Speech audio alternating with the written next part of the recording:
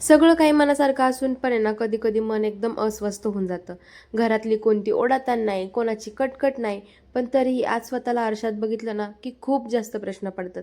शाळेतली ती हुशार मुलगी, जिच्या डोळ्यामध्ये काहीतरी करून दाखवायची जिद्द होती, ती आज या घरकामात कुठेतरी हरवून गेली आहे का?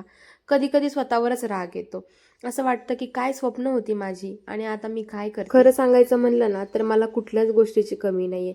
सुखाचा संसार चालू आहे माझा, पण तरीही स्वतःची ओळख कुठेतरी मी हरवून बसले. एक फक्त टिपिकल वाईफ म्हणून बनून राहिले.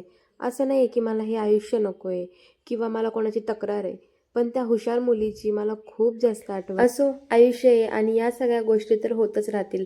कोण असं आहे की ज्याच्या आयुष्यामध्ये चढ उतार नसतात. खरं सांगू का, आज कशाचीच कमतरता नाहीये मला.